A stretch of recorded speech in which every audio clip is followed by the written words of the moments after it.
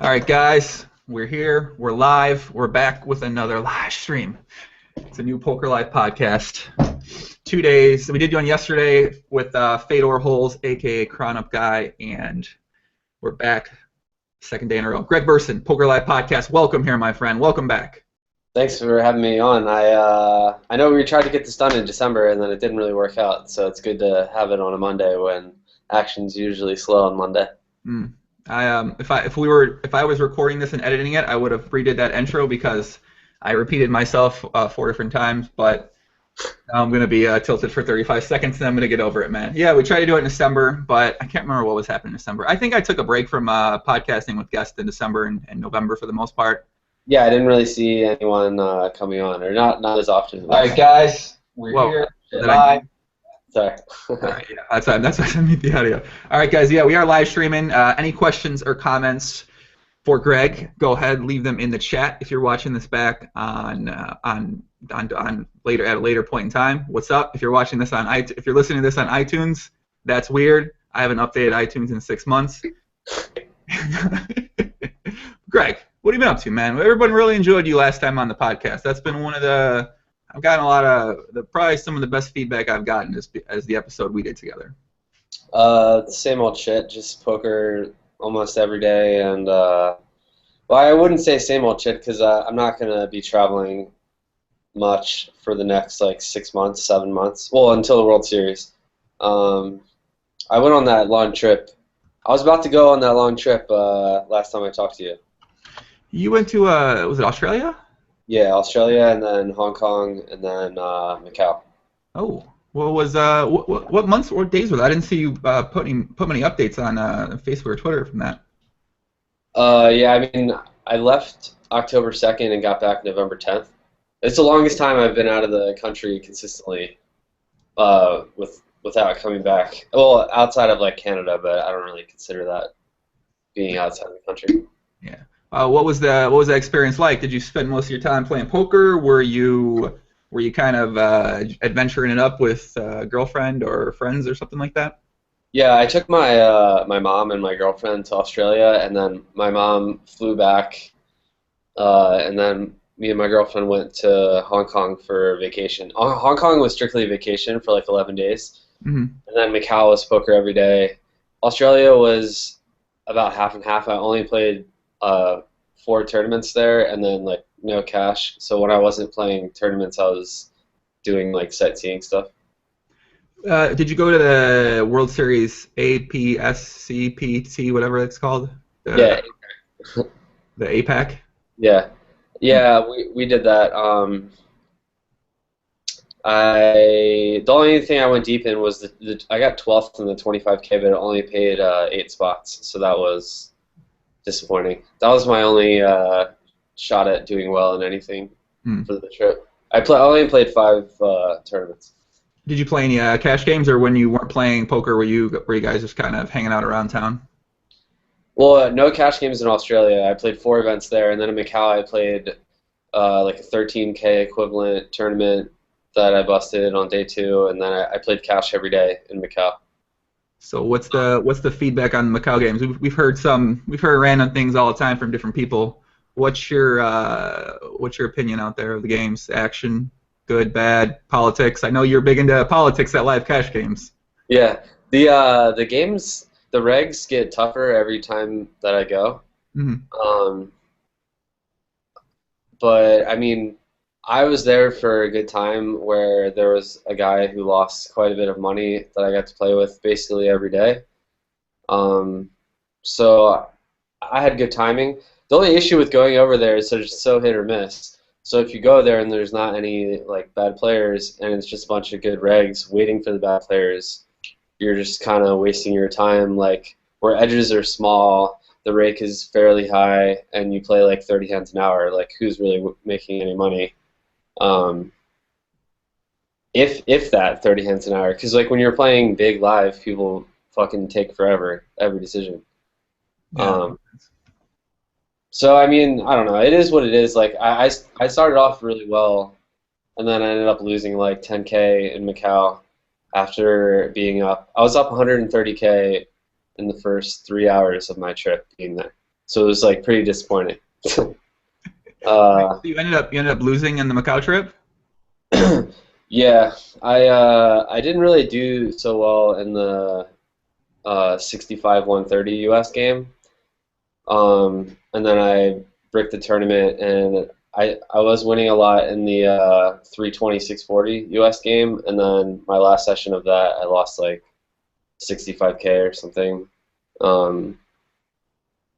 So I had kings versus aces against a guy who I should never stack off against, even with 100 big blind stack. It was bad. It sounds like full ring poker these days. You shouldn't stack off with kings against some players when they. Yeah, it wasn't even pre-flop. It was just like he cold called I 3-bet the fish, and then he cold called like the cutoff. I was in middle position, and it was just like a really easy, avoidable spot. I mean, I still would have lost a lot of money in the hand, probably like half my stack, but whatever. I think about that hand, you know. I can tell. 130K pot. Something you think about, I guess. So, how's your mindset work? So going in, you're up that 100 plus K within 3 hours. Do you feel like, are you the type of person that when you end up maybe losing some of that back, losing 75K of that back, you sit there, you think about it, it's always in your head, like, all right, I could have quit, even though you never would have quit, but it's like, I could have left, I could have quit 3 hours in, would have made this. Now here I am. I've been playing for 25 hours over however much time period, and you're always thinking in the back of your head, all right, I got to get back. All right, if I win this pot, I got 100. All right, if I win this, no, I got to win this hand. I mean, is that something that goes through your mind? No, not really, because you just have to be able to turn the page quickly. And like when I was up that much, that was like my goal for the trip was to make 100K, and to be up that much right away. It didn't change my goal to be like, oh, now I want to make fucking 300K in 10 days. Like my goal is to make 100K, which is like fairly attainable goal in those size games. So when I started up that much, it was more so for me like a cushion to handle the swings of the next 10 days. That I was like, wow, this is really nice, because there's going to be days where I lose 50, 75, even up to 100,000 in a day, and it's nice to have the positive cushion to start with the swings, because I only had like 200,000 out there, so it was like a nice boost to start. That being said, the reason I was up so much is because I tripled up and won a 200K pot in the 320-640 game, and I had 75% of my action, so now I was sitting with like 100. I was sitting with 200K. 150K was my money, and I just wasn't prepared to be sitting that deep, like 400 big blinds deep, and like I'd been playing quite a bit online and wasn't really ready for 400 big blinds deep with that much in front of me after like not playing much high stakes cash live this year. Like pretty much the only high stakes game I played prior to that was one session in Vegas of 2-4, and then back in like February. So like, you know what I mean? For sure. So you feel like the nerves were kind of were there stronger than normal, and yeah, like everyone has a threshold, and the game was good. So like when I'm sitting with 65K to start, no problem. Like yeah, the blood's pumping and stuff, but like I'm not like gun shy to pull the trigger. And then even up to like 100 or whatever, like that's fine. And then I just went from 65 to 200, and like not that many times in my life have I sat with 200 or more. Maybe definitely less than 5 times. And most of the time I'm sitting with that much, I have like 50% or less of myself. So it's just a little, I don't know, like everyone has their threshold of what they're comfortable with. For sure, yeah. So as I'm getting older, it becomes more and more of a thing. Like 5 years ago, I wouldn't give a shit.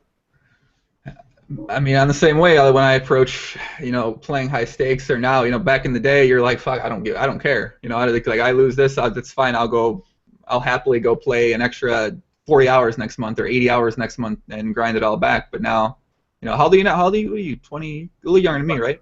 I'm 27. 27. Yeah, you're a little younger than me. So, especially as you get older, you've had a. Are you and your girlfriend engaged? Are you guys? No, we've been together for 2.5 years though.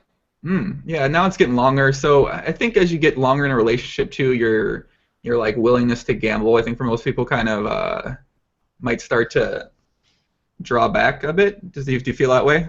No, I agree, and it's also just a combination of the games. Seeing the transition of everything getting tougher and tougher every year makes me not want to gamble as much, unless it's a good spot. Like if it's a good spot, I'm gonna put a lot of money up, like a good tournament or a really good cash game.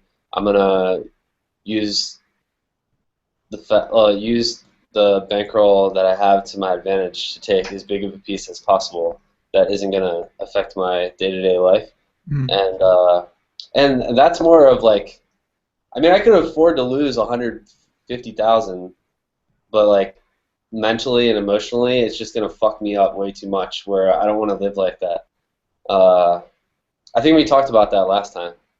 I think we did talk about that briefly. I guess so. Do you ever think about just not playing completely and not playing that high anymore at all for the most part, or until you feel like you're really, really in the groove and you're doing well, your confidence is really high? Do you think about just not playing at all, basically those stakes? Yeah, I mean, I don't really play those games that much. Just like random occasions. When I do make the switch over to live poker full time from online, then I will play that big, and that would be like an easier transition for me because I have played big enough over the years where once I'm only playing live and like really adjusting to the variance, because when we play online, it's so much easier to handle the variance online because the hands are coming so quickly and you can recover and like you're down like 5, 6, 7 buy-ins, like not a big deal.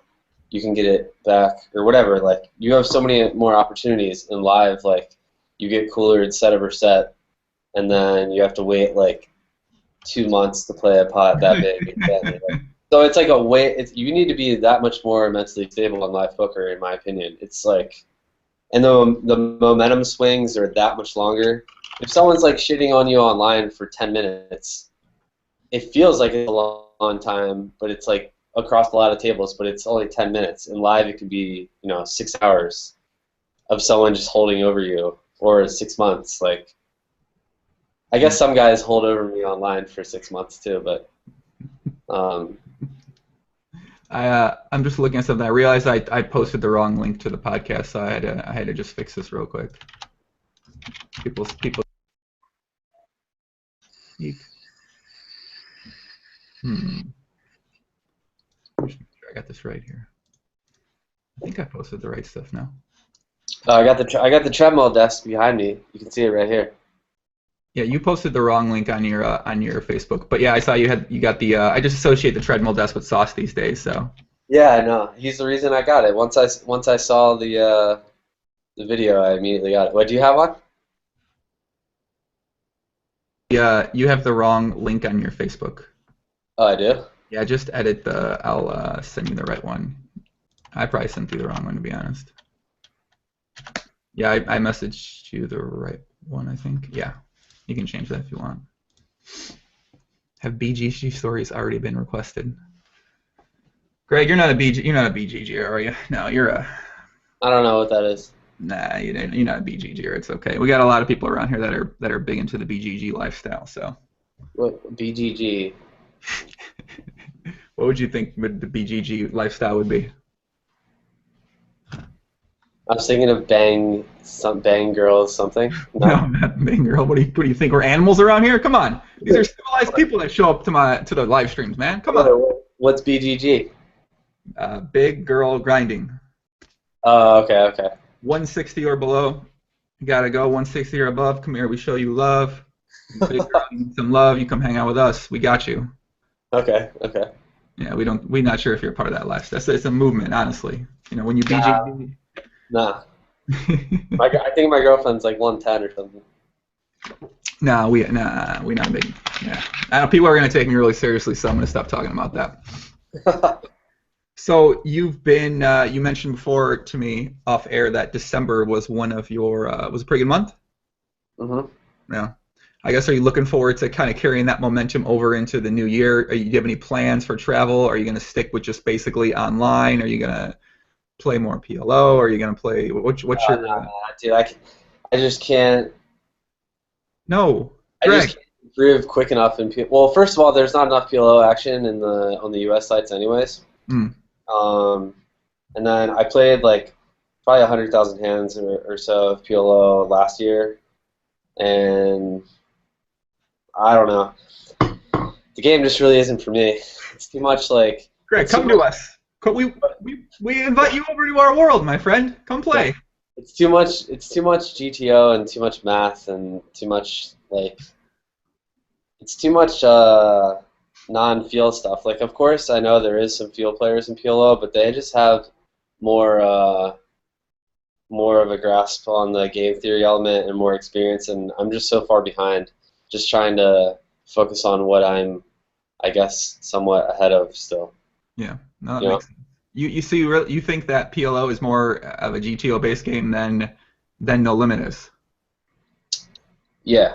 So let's just refer. Let's just focus. Let's talk about six max only. So no heads up, just six max.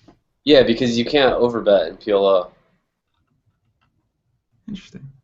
So like, you know, I don't really play that much GTO and No Limit, and the guys that play GTO against me, I just try to take like the dumbest, goofiest fucking lines ever. Like especially the blind versus blind spots where they just like they raise and then just check like 90% of flops. I just use anything from like 20% pot c-bet to like 1.5x, 2x c-bet flop, and just try to confuse them from their GTO ranges, like, or just make it more difficult on them.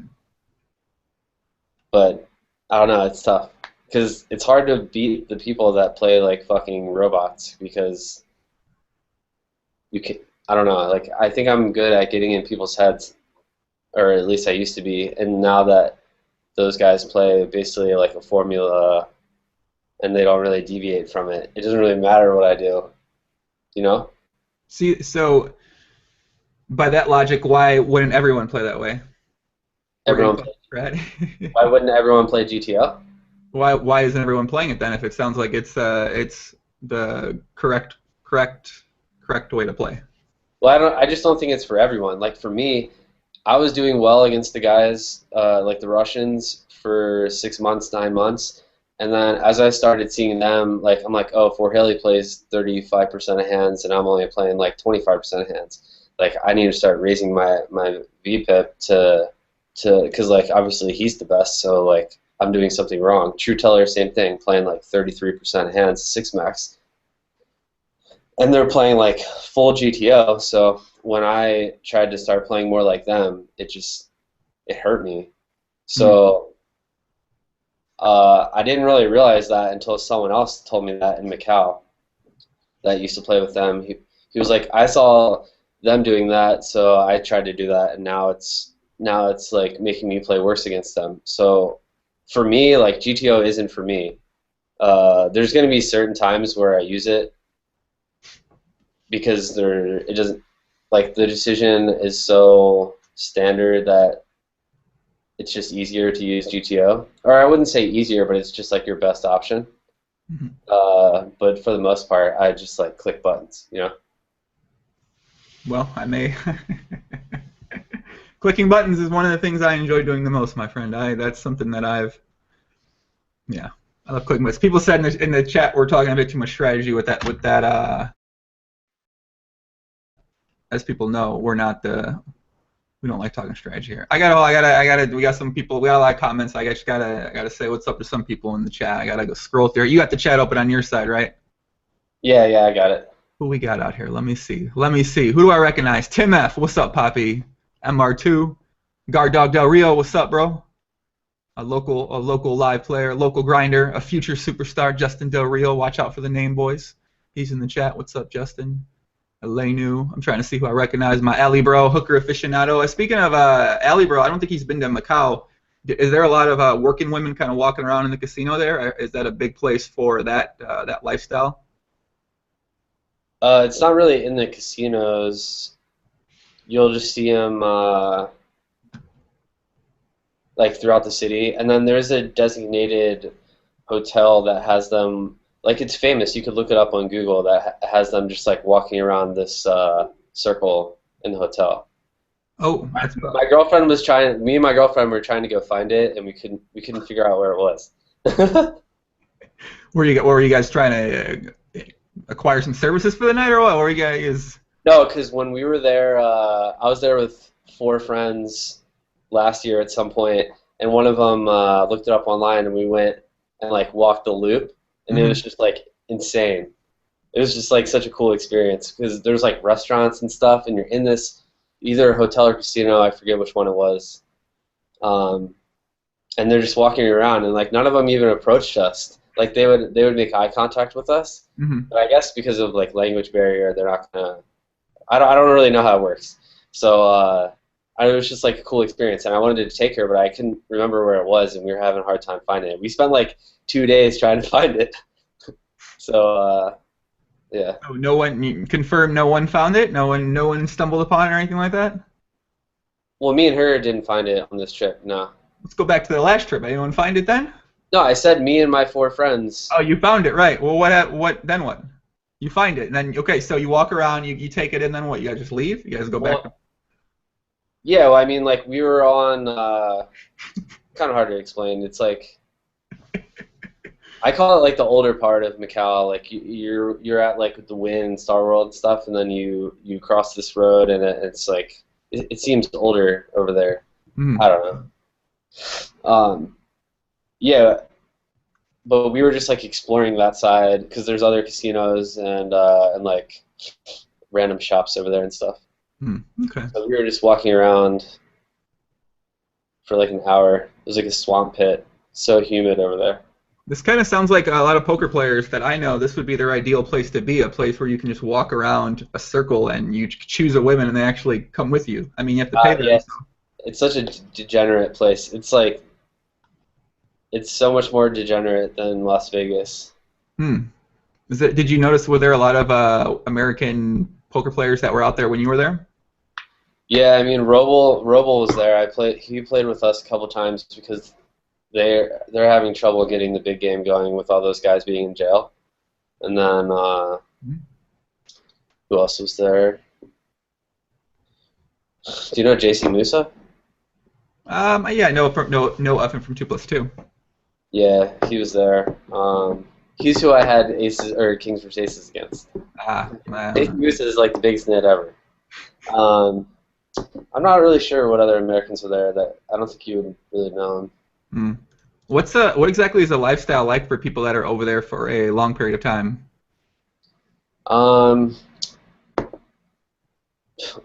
Playing a lot. Most of the guys that really grind it out over there. That there's this one kid that I think I mentioned last time. He plays like 12, 14 hours a day. And the rumor mill was that he made like 4 or 5 million US last year. And he's not even that special. Like I think he's a good live player, but he has a lot of fundamental problems. But he just puts in the hours and gets into so many good games, and he makes good decisions deep that he just crushes. So there's still a lot of money to be made over there. You just have to put in a lot of hours and deal with huge swings and live in a part of the world that I wouldn't want to spend much time in. So I brought all my money home. I don't plan on going back out anytime soon or possibly ever. I don't know. I don't really care about like chasing just like huge 7-figure years. Like I don't fucking care. Yeah. We've already like, how much did the main event? You won the main event. How much was that for? Before taxes? Well, I chopped the main event. You chopped it? Did we talk about that before? I don't know if we did or not. I don't think so. Is that like known? Is that something that people like all know? No, I haven't really put it out there that much. Like a lot, some people know. Yeah. Yeah, I got 7 points. Well, according to WSOP.com, you've got a total earnings of 9.9 million, so they must not have known that you chopped it either. So.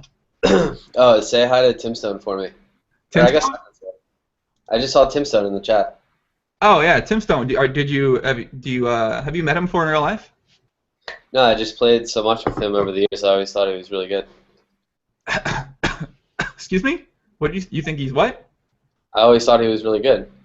Usually the first word that comes to mind with Tim Stone is they think he's a big seat scripter, he's a big net. Really good. That's interesting. Well, like really good in a sense that I always see him playing in good games. I never see him spew it off, and he's hard to win money off of. So like, just because I think someone's good doesn't necessarily mean that they're like the most talented player. But you know what I mean? Like, because I don't think I'm that talented. I just think I work harder than other people. I put in more volume than most people, so therefore I make good money. And at the end of the day, playing poker is about making money, and I don't give two shits if you're better than me. If I make more money than you in a similar amount of hours, then like which one, like who's more efficient with their time? So that's just kind of the way I look at it.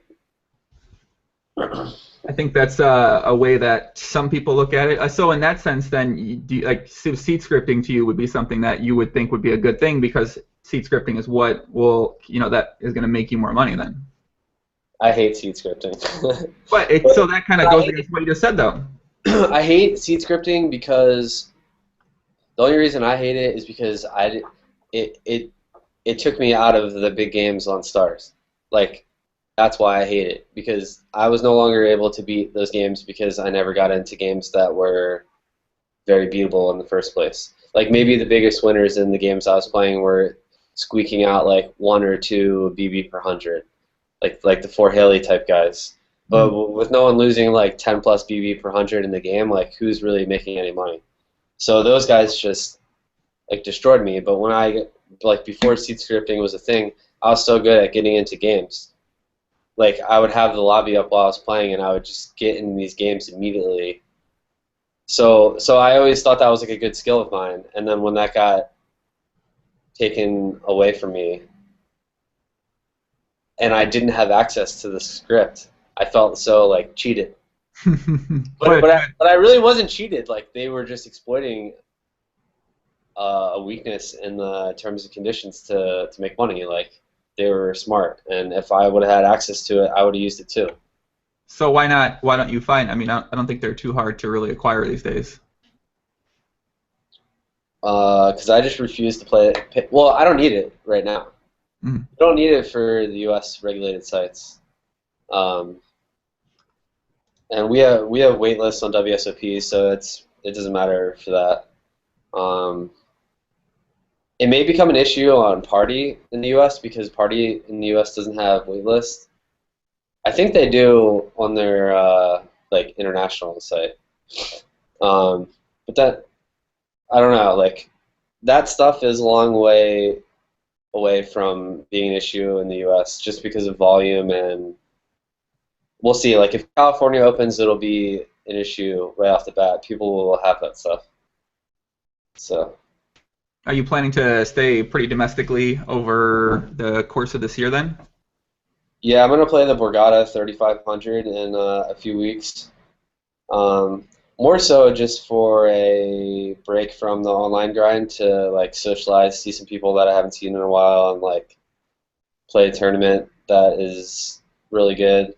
Usually I skip the 3500s at Borgata because they're just so time consuming, and like it's frustrating to make like day 4 in cash for 8,000, after playing like 30 something at 40 hours or whatever.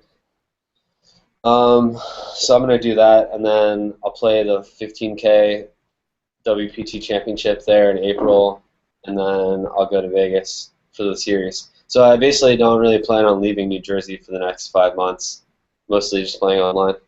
Which part of New Jersey are you in right now? Are you by the Borgata? No, I'm in Hoboken. I'm right outside New York City. So Borgata is like 2 hours from here. Okay. How far are you from New York City then? It takes me like 8-minute ferry ride to be in New York City, and then probably like a 10 or 15 minute walk from there to get to Times Square. That's not bad. Do you actually go there very often, or do you kind of just stick around home? I've been here for almost 2 months. I've probably been in the city like 6 times. My girlfriend goes more than I do. We have a good view of the city, which is more important to me to just like be able to see. It's just like such a iconic view, uh, and it's I don't know. It's just like nice. I don't know. I'm more about like seeing the view of the city than actually being in the city. I wouldn't mind living there. There's parts of Manhattan that are more chill and Mhm. not as crazy as most people picture New York City. Um, but yeah, I mean, there's not like I don't drink or anything, so there's never really that much incentive for me to go there, other than like NBA games or like to see. We went to see like the Christmas tree and stuff. Not much NBA game reason to go to New York City as well. Bang bang. But I mean, Well, I went to the Brooklyn game when the royal family was there. Oh, that was how was that? Was that fun? Yeah, that was insane because They there was played like the Cavaliers, right? yeah, there was like 15 news trucks outside because of that, and then also there was the "I Can't Breathe" protest going outside right in front of Barclays. So it was just like madness for this meaningless regular season game where like the Cavs were probably I don't know like 6 or 8 point favorite. You know what I mean? And then it was just Jay-Z and Beyonce were there. My girlfriend loves Beyonce, so she was like zooming in on a camera to just look at what Beyonce was doing the whole game. Oh, it sounds pretty fun. I might actually be coming your way in March for the Big Ten tournament. Small chance. Oh, coming to the Chirac, huh? Yeah, yeah, because the Big Ten tournament's at United. Okay, so I'm laughing at a question. I always look at the question. There is a funny question just popped up, and it's just amusing to me. Well, how many times I eat a day?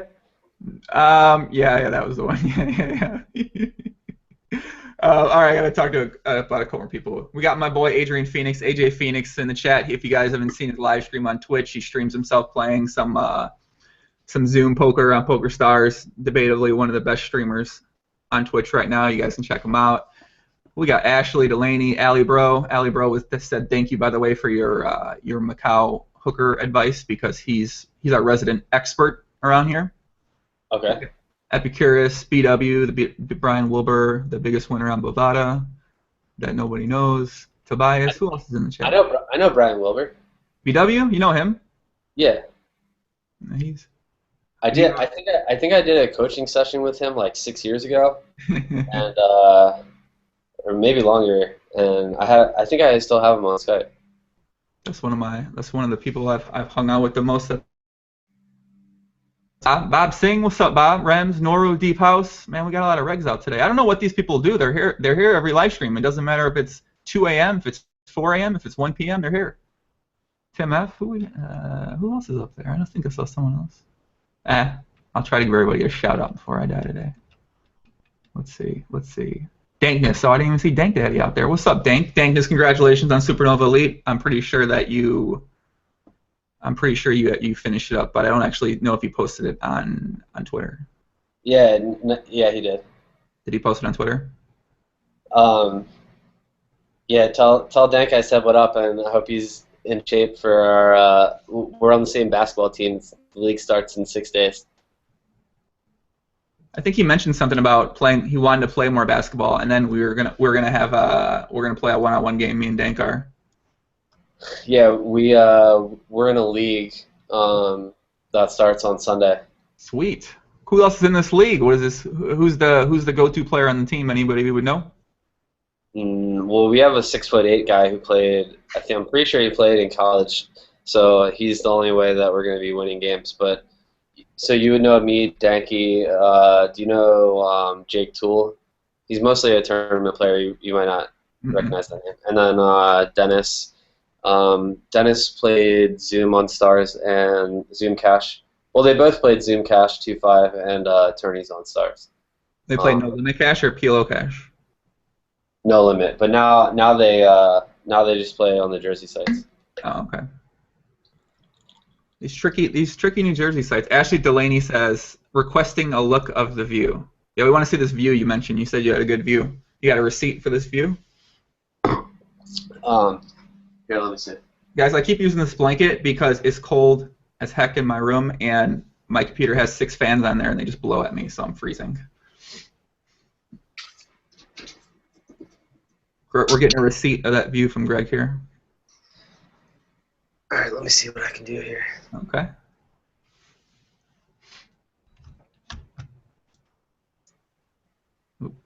I got my ESPN pants on to honor Stuart Scott passing away. Stuart Scott, R.I.P. Well, actually, I just wear these pants every day, but. Well, trying to get some extra karma. I see what was going on there. Okay.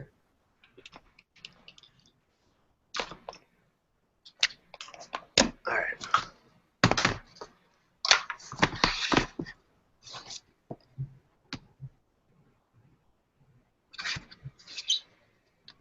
You see? Wait, hold on. I'm gonna put it back on you. What's up? Do that one more time. Yeah, I guess I can. I mean, you can vaguely see it through the blinds on the left-hand side. It looks like, but.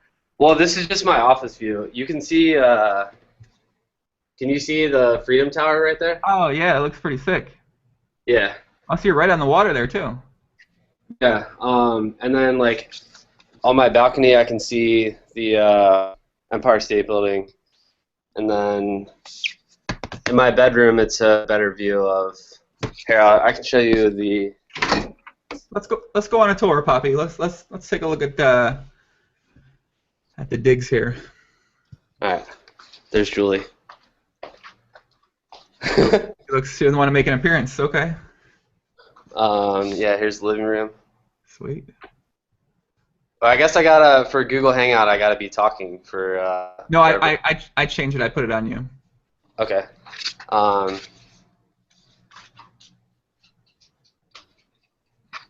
Yeah, there's like balcony.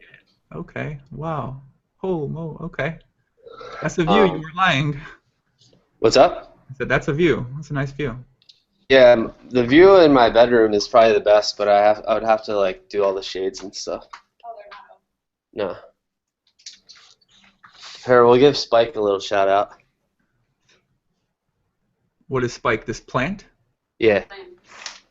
Is this like is this guys your version of a child or something like that? You have this plant to represent a kid? I don't know. You can ask Julie actually. I don't know. It's the only living thing in our apartment. It's the only living thing in our apartment. So it's kind of like practice. If you guys can handle this, potentially you can handle a child. We water it. You only have to water it 1 week. All right. Here's. You can't really see. I feel like it's too bright. Yeah, it's a little bit bright. You can. Yeah, it's a little bit too bright on that side. Yeah, I don't know. Whoa, who's that person? Wait a second. What person? The person. We saw another person. The girl. Is that your girlfriend? Yeah, it's Julie. Does she want to come say hi? Julie, we're live. Say hello. Don't be shy. That's fun. She's trying to win the contest for best girlfriend ever on a live stream over Jungle Man's girlfriend. So. That's gonna be hard to top. Yeah, Jungle Man's girlfriend was she very much enjoyed the live stream. We like her. We're back. All right, cool. Is that New Jersey? Yes, that's in New Jersey, guys. Right across from New York City. Hoboken, I believe, is the name of the city. Correct? Yeah, that's right. Is it cold in Chicago? It's like -2 degrees. What's the temperature out there in New Jersey? It's freezing. Or no, it's not. It's not. The cold front's coming in tomorrow. I don't think it's that. I think it's like 35 today, but tomorrow it's gonna be like 20. Spike. I mean, I'm not sure how people. I feel like the delay on this one's kind of a bit longer than usual because as the comments come in, they're a bit. I don't know. Whatever. Joe Torn, what's up? So I'm looking at my list here of things. So last time you were on, when was the first time we had you on? What was the date of that? Sometime in December, or no, September. Has anybody got in touch with you? You got any feedback from people on that appearance? Anyone like messaged you and said anything notable potentially? Yeah, I've had probably close to 10 people tell me in person that they listened to the pod and they really liked it or they got something out of it. So that's pretty cool hearing stuff like that because that's usually not um, something that someone says to me randomly in like first meeting, talking about like one specific interview. So that's good. And I saw that we got like quite a bit of views, so I'm always down to talk about whatever and like completely unedited form. I know there's some guests that are more willing to talk about pretty much anything and everything than others, and I think that was one of the things people enjoyed the first time was that you were pretty open about almost everything. Yeah, obviously I try not to get too much into certain things. I think that might not be the most best thing to talk about, but you are pretty open. You're like an open book, so I think that's something that a lot of people can appreciate or can respect too. So, what did someone say? He looks bored. Who looks bored? Is this actually a woman? This might be the first woman ever to watch a live stream and comment in one of our streams. Megan Withrow. He looks bored. Maybe. Okay. I don't know. Maybe I look bored. Greg, who looks bored? Does Greg look bored? I'm not sure. You always look animated and fucking on like 2 cups of coffee. That's called podcast face. This is my podcast face. When I'm not in the pie, I'm just like hood up, whatever, like this. Sleeping in my chair for the most part. So. What kind of chair do you have? I have a IKEA Marcus chair. I've had it in every country I've lived in. It is amazing. You like it? It's my favorite chair. I mean, I tried the Steelcase Leap. Is that what it's called? I don't know. I only really know Freedom and Aeron. Yeah, it's one of those. You don't have a chair, obviously, because you have a stand-up desk. No, I have a chair. Oh, what kind of chair do you have? You think I'm just like floating right here? What? You could be one of those sick guys that does that thing where you stand up the whole time, or you just like stand. No, I have the Aeron. Oh, okay, cool. How do you like that one? I like it. I bought it a long time ago, and I'm glad. I thought it was a little silly spending that much money on a chair, but it's lasted forever. It seems like it's going to last like potentially my whole life. It's in really good condition. I think that's one of the more popular chairs people recommend for grinding or just comfort in general if you're in the computer chair for a long time. Yeah, I wish the arms came up more, but that's the only thing. Now, the treadmill desk, if I'm still playing when I want to get off of it, I just sit out and then switch over to my main station. So you got this treadmill desk because of Sauce playing with the treadmill desk, right? Well, actually, I made a bet with my girlfriend in the middle of October that I had to walk 10,000 steps a day, every day, for the rest of the year without taking a day off, which is like between 4 and 5 miles. And it's not as hard as it sounds. Like, if you're a moderately lazy person, you still probably get like 3,000 in a day. If you're like somewhat walking around, you probably get like 5 or 6.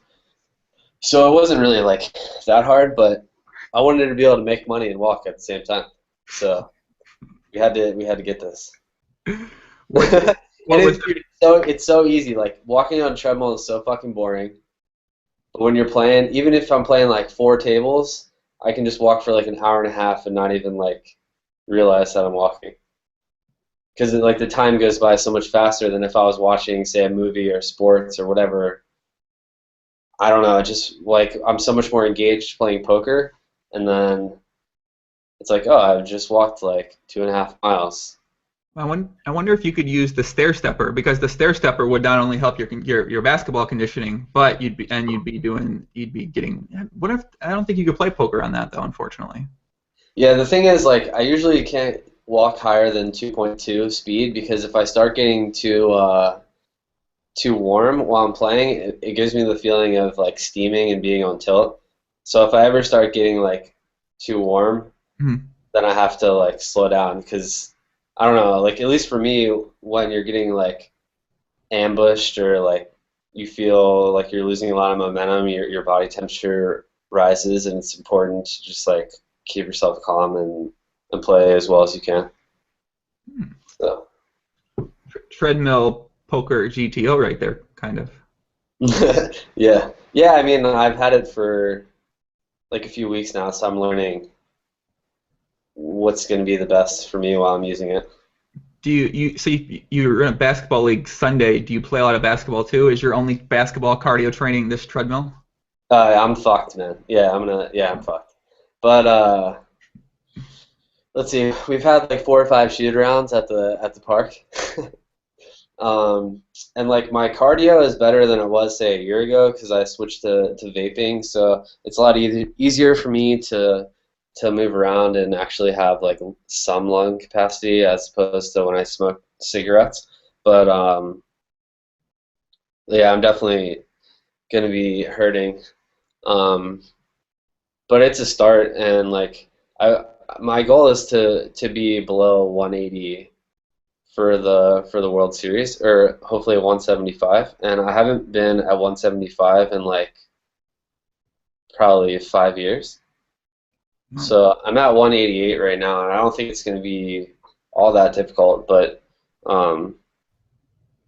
definitely like more of a life change type thing than just like a random diet. So it's like, what do you think you're gonna have to change to get there outside of eating, drinking differently, or what are you planning to change rather? Well, I mean, that's really like the biggest thing. I think I've always eaten healthy before I play a session, while I'm playing a session, but then don't really care as much when I'm like done for the day or if I'm taking a day off because I don't need to perform, so I could care less about what I'm eating. Another downside of living here, or one of the downsides of living here, is that the food is so good that we can just order from like a bunch of bomb restaurants. So now we're cooking. By we cooking, do you mean your girlfriend's cooking, or do you mean we as in you're watching her standing next to her, partaking in potentially cooking or thinking about it? No, we probably cook about 50-50, me or her. Nice. So it depends. Or we'll go on like streaks where I'll make like 4 dinners in a row and then she makes like 5, whatever. Like. It sounds like you and Dankness have a lot in common. Dankness right now working on his cooking. He's working on getting in better shape, and when he comes back there, you guys can grind some workouts and some cooking sessions there. Yeah, I feel like Dankness is more, way more ahead of me on the curve of like health GTO. Like he's been in a routine of lifting and all that stuff for a lot longer. Well, he wants to get like Lafort. I think that's what his goal is. He wants to be as jacked as Lafort is. See, I don't really care about that stuff. I just want to be able to perform at a higher level and more consistently and with more stamina. So that's why I want to do it. Like I'm kind of taking it on as part of my job, in that I need to do it out of necessity, that I'm getting older, and I can't just put in like 35, 40 hours a week by treating my body in a certain way, as opposed to if I gave it more like nutrition to be able to play longer at a higher level. So you think that your diet, your conditioning from working out has a direct impact on your ability to stay thinking at a high level over a prolonged period of time during a session? Yeah, I think it's really important. And then it becomes even more important for live poker, because when you're playing a 12-hour day, right, just putting something down. Go ahead. When you're playing a 12-hour day in a live tournament, potentially over 4 or 5 straight days in like these main event type fields, you need to be in physical shape. And what you're eating is helping you play at a higher level, instead of just eating shit. And like how your body feels at the table when you have to sit there for 50 hours over 4 days is a big thing, in my opinion. Because I've played at different weights over my career, and I've played at different physical conditions, and I've always done better when I've been feeling good and eating good. For example, in 2012, those 5 months leading up to the World Series when I went on the heater, I I lost like 20 pounds. I was doing yoga twice a week. I was doing a Pilates class once a week. So I was working out 3 times a week. I had this prepared meal delivery service with like no salt. Like I would get like 10 or 15 meals a week, or 20 meals a week because my roommate was doing it with me. And then I went into the series like feeling way better than I've ever felt. Mm. And I think like that type of mentality really helped me. And you see that all over poker these days. Like 5, 6, 7 years ago, everyone was like, especially the tournament players, like everyone was overweight and lazy and like smoked weed. And now if you look at all the best players, they all take this stuff really seriously. Yeah, I think that has been a trend that's been happening more and more. And that's actually, you know, what you said, I never thought about that. I never thought that your diet and your conditioning actually could carry over and affect your poker. But I mean, maybe my diet's definitely changed the past couple of years, and my workouts have gotten a bit more intense. And I feel like I do think better over like at that 6-7 hour mark in a session than I might have done that before. But normally before, I feel like maybe you get this way during like that first couple hours, thinking really well, like 4, 5, 6. You kind of starts tailing off, and then suddenly like comes back like 6, 7, 8. It starts like coming back. Do you feel that way during sessions at all? If you play, because I know you play long sessions too. No, I haven't been able to play those long sessions as I've gotten older. Like I rarely can play like a 3.5 to 4 hour session at a high level. What? Not Greggy. No, not the Greggy I know. That guy loved long sessions. No, I never really played long sessions. I always played when I 24 tabled. I always played like three 2 to 3 hour sessions a day. Okay. So like, it just seemed like it probably seemed like I was playing a lot because I was on. You're always at the tables. Yeah. Yeah. You're a machine. I would play really long sessions back in like '08, but I was 19 years old, so I mean it was like easier.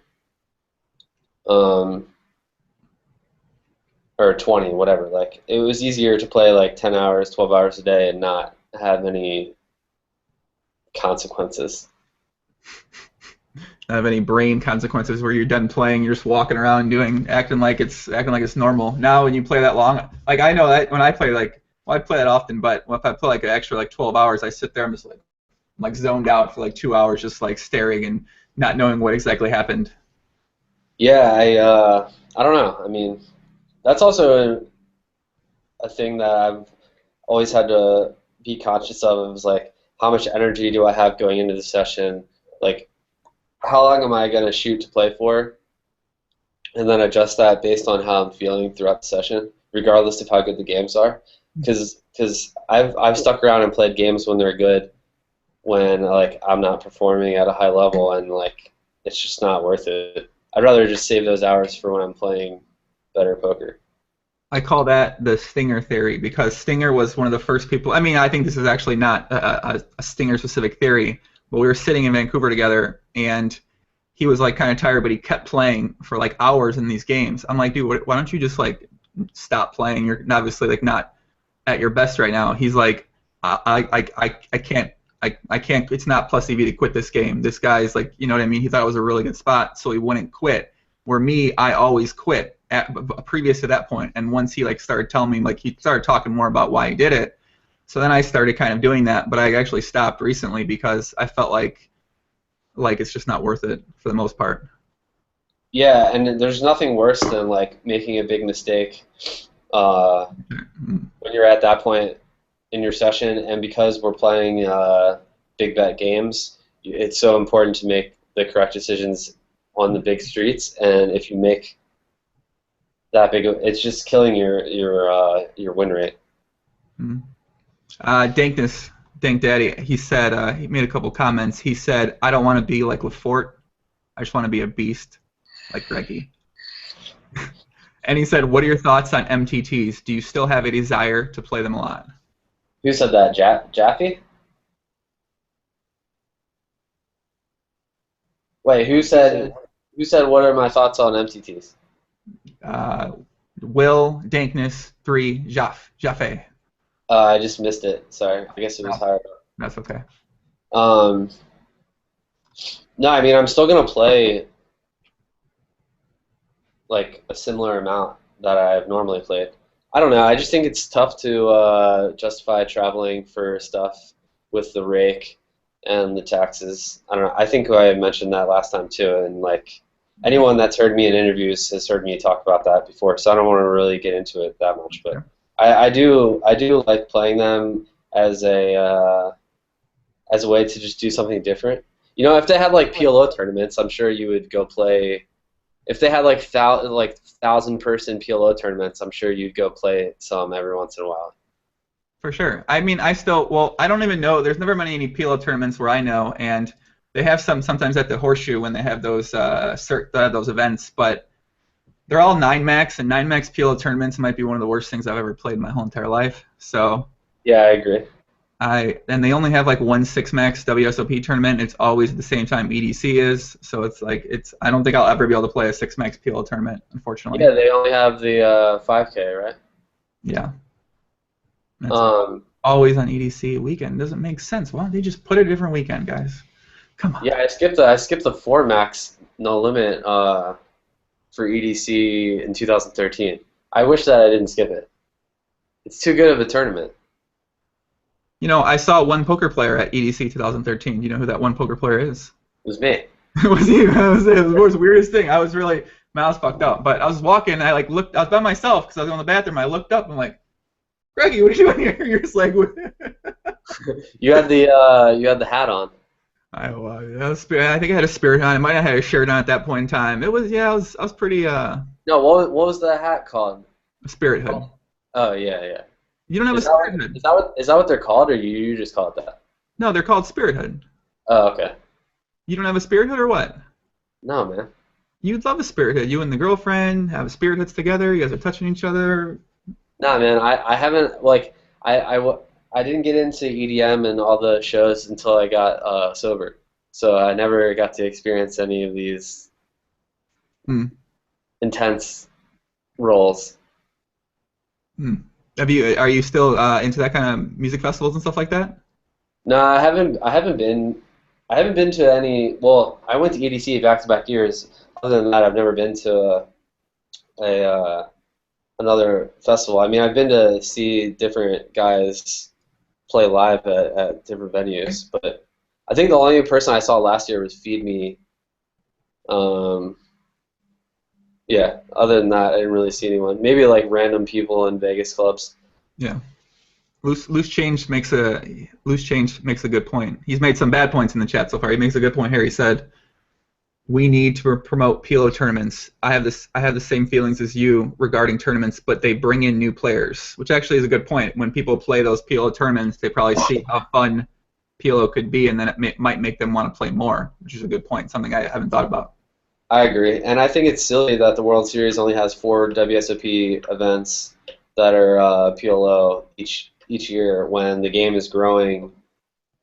And unfortunately, it doesn't really seem like it's going to change because, yeah, I mean, like the 1K PLO this past year got 1,000 runners, so that's a good number. But they're not going to take away a 1K no limit that's going to get like 2,000 or more runners because that's an extra, I don't know, $10,000, right? 100 times, no, it's an extra $100,000 in rake.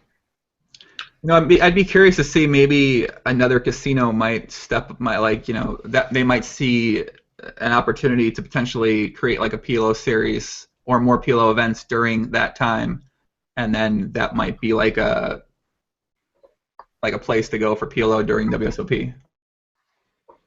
I mean, I think it's tough to run competing stuff when the bracelet is just a goal of so many MTT guys. Yeah, that's true. So I don't particularly like what they've done with the number of events constantly increasing, and in my opinion, I think it's watered down the like prestige of winning a bracelet. And like obviously I won a bracelet during one of the years where there was like fucking 80 bracelets given out throughout the year. And if you look back like 10 years, there was only like 40. Mm. So Yeah, like poker's gotten harder since then, and the fields have gotten bigger, so like kind of balances out in that sense.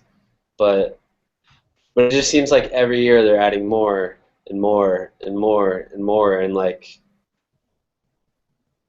if you like and I'm representing the company somewhat, you know, and I've like voiced this publicly through Twitter, so that's why I don't mind talking about it. And Ty Stewart, who runs the World Series, like I wish that we had less events. But it's kind of like sports with like the college bowl games. Like they're never going to get rid of bowl games. They're just going to add more because of the revenue side of things. And at the end of the day, it's a business. So one thing I will say that they've done a good job of is keeping the history of the series, where like they still have limit hold'em tournaments, and they still have like these tournaments of other games that you won't find anywhere else. Especially well, live, you won't find like a 10K deuce no limit championship anywhere else in the world. So I think that's cool that they haven't deviated from stuff like that, because they could run another no limit tournament and get rid of something like that to generate more revenue, but they've kept those games in place, which I think is good. No, I can see why they obviously outside of the money standpoint too, but there might be some merit as well in that the percentage of people who like the prestige of it isn't really as big as compared to the number of people who enjoy the more chances to win a bracelet. Also, it kind of looks better for when you think about it from like a stat standpoint. So people having more cashes just sounds better. People getting more bracelets sounds better. The more people with more bracelets, it's just like, you know, the number of people, oh, there's at this final table, these people have 3 bracelets, these have 4. I think that just sounds better. No, you're right. You're right. I mean, it makes sense from a business standpoint. I agree. But just like from like the player side of things, I wish that it was more limited. How many people outside of the top players do you think share that same viewpoint? Well, the guys that have a lot of bracelets want there to be a lot more bracelet events so that they can get more. You know what I mean? But I never really cared about, well, like, of course, I always wanted to win one, but it was never like, oh, I need to win a bracelet to like justify my career. Like, you know what I mean? Like, I always thought it would be nice if I did win one, but it was never a big goal of mine. Or else I would have played more events every summer. So I think for someone similar to myself before I won 2 bracelets, like if I hadn't won 2 bracelets, then looking at how it is now, I don't know how many I would play now, is what I'm saying. Because the prestige of winning one is like, I don't know. Yeah. Like it seemed 5-6 years ago, none of my friends had bracelets, and now it's like every single one of them has bracelets. I don't know, you know. It's a matter of time. It's just a matter of time before everyone has one. Did Tony get a bracelet for winning that little drop one? Yeah. Oh, that was probably like your thing. You got 2. Well, you got 2 technically. Christian doesn't have one, but it's just a matter of time before he gets one. Danke has one. Charter, you don't have a bracelet yet? Come on, Charter. Is Charter even come on, Charter. Charter is come on, kid. Going to the Bahamas right now. I'll probably be seeing him down there. Are you gone? Yeah, I think I'm gonna go this week. Yeah. Why not? Sounds like fun. Yeah, it is fun, but I'm going to skip it this year. Whoa, what's happening? Now she can be on camera because she's a little more done on. Am I on camera? Yeah. She got all beautified. Slide back over. Off camera now? Slide back over. No. She got some new Uggs for Christmas. So you have to do the 700,000 steps thing. What does she have to do that's similar? Oh no, it's just we bet Lululemon pants that if I didn't win, I had to buy her Lululemons, and if I won, she had to buy me Lulus because that's all I wear these days. Wait, why doesn't she have a workout prep at too? I mean, look at she weighs like 104 pounds. What do you mean? You can't see any. We don't know. I mean, I don't know. I don't know. We don't know. Nah, she stays in good shape. It was just the fact that he said he could do it. And I Yeah, because in Hong Kong, I downloaded the pedometer app, and in Hong Kong, I was walking like 18 to 20,000 steps a day. And I was like, man, I could do 10,000 a day. Like, this is going to be that hard. Uh-huh. There were some days that it was hard, like holidays were days that I just didn't feel like doing anything, but I did it. And now this year, as like a challenge to myself, I want to do either every day I either have to do 10,000 or lift or do like a yoga type class every single day. And I don't really see how I'm not going to fail. Or like how I'm not going to, or I don't see how I'm going to fail. Right. Now at this point, it's been almost 3 months of me doing this every single day. And I just see the benefits of doing it, and I feel it's really like starting to just feel like a part of my day. You don't ever spend time playing basketball? It sounds like you don't spend any time playing basketball, really. Me? Yeah.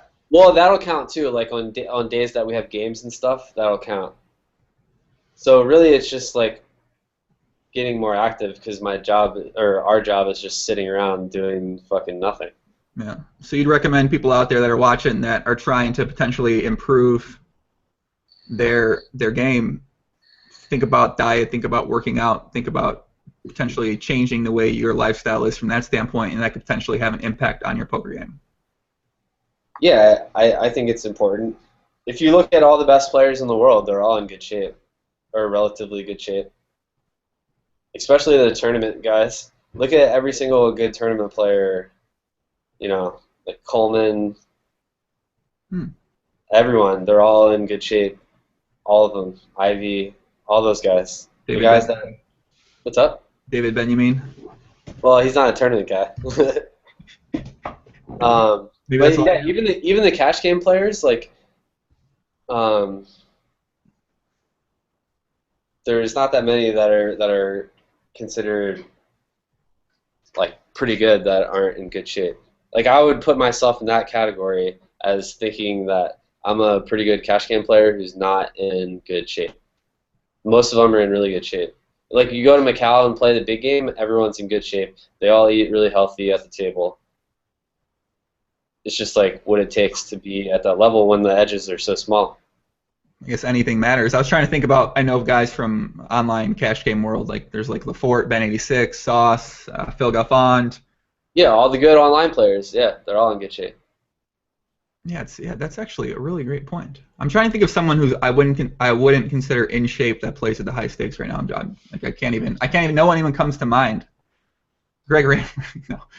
I mean, like Seaver is someone that I think of, but even him, I'm pretty sure he's lost weight from where he was like 4 or 5 years ago. I would put him in that like exception category. Obviously, like Benjamin. But other than that, like you go look at the big mix game in Bobby's room when they're playing big mix, like they're all in good shape. Yeah, that's a really good point. I still can't think. I was just trying to think of. I can't think of anyone I consider that. I guess Matt Glantz is an exception, but he's not like fat. I mean. I think I don't even know what he looks like. Matt Glantz? Yeah. He's been around for a long time. Maybe the women need to start thinking about this too. I guess a lot of women are in shape that play poker. Yeah. All the women I know are in shape. Man. I was gonna say you have a girlfriend. We can't have a discussion I was gonna have with you. Do you know? Sticky rice. What's your opinion on sticky rice? Are you a sticky rice 1 fan? I just heard about sticky rice like a couple weeks ago. I haven't seen anything. He just came a couple weeks ago. Oh, okay. Yeah, I haven't watched anything yet. You're missing out. Yeah, I mean, like I don't know. It's just if I'm gonna spend 35 plus hours a week on my computer playing, I usually just don't sit on my computer when I'm not playing. Well, if there's ever a time to sit on the computer, this might be the guy. I gotta be honest. I don't watch many. No, okay. I'll have to check it out. There's some highlights out there of his stream, and it's fucking awesome. And so he plays 10-20 on Bovada, and he's like a certified, verified, receipt-orientated fun player. He is. Yeah. What did someone say? Why doesn't Greggy want to defend his 25K title at PCA? Did you win that last year? I chopped it with Jake Schindler. Not gonna. I got second. Oh, okay. Oh, no, you're not defending anything then. Never mind. Well, we flipped for the win, but he had more chips than me when we chopped, so I would say that he won, regardless. Are these chops pretty popular in the bigger tournaments now? I don't really know. I don't really know what's going on with that now. I've Like a chopped big. my six max win. I didn't chop, so I played heads up. I played heads up like 40 big blinds effective for fucking 400,000, which is just like stupid, you know. Yeah. Wow. So like so in the main event, why would I want to play heads up against a thinking player, 30 big blinds deep at 12 hours in at 6 in the morning for $3 million? You know, like what is my edge? And then is my edge worth risking locking up $2 million? So what is the process like? You just say, hey, you want to do a deal, and then you guys go talk about it behind the scenes. Do you guys have like friends that are also giving input as well, or how does that work? Well, I knew ahead of time that I wasn't gonna chop with anyone except for Jeremy Osmus, and then for sure Jeremy Osmus if I got heads up with him, and then like the maybes were Salaburu, Russell Thomas, and Sylvia. Mm-hmm. So that was just going to be like a see how it's going type thing, see how they're playing, and if I thought they were playing well enough, then I wouldn't risk that much money to press an edge of maybe like 50K or something. So then you go back behind the scenes, and then what happens? There's like a team of people there? Is it just you two talking? How does that work? Nah, he had Vanessa and I had Charter, and my girlfriend was there, and we just like took our mics off, and then and just did it real fast, just ICM, and then we were obviously like playing for so much heads up, regardless of there being no money. Like the bracelet's worth 200,000, and then like your equity in winning, from an endorsement standpoint, is worth a lot. So we were still playing for a lot. So the money, pretty much besides the bracelet, the money's already decided right there. You're just playing for the bracelet at that point. Yeah, I got 7.6 and he got 6.6. I think that's what it was. I think that's what it was because I owed him. No, I got 7.2 and he got 6.6. So I owed him 1.3 million. How does that work? I guess that would be something you'd be hesitant about dealing with someone when it comes to you potentially owing them that much money. Yeah, they don't facilitate deals for the World Series. So anything you do has to be on the side from like Wow. from a verbal agreement standpoint. Whereas the PCA for stars was we chopped and they did it for us, and they adjusted the payouts for us. Even like if you look on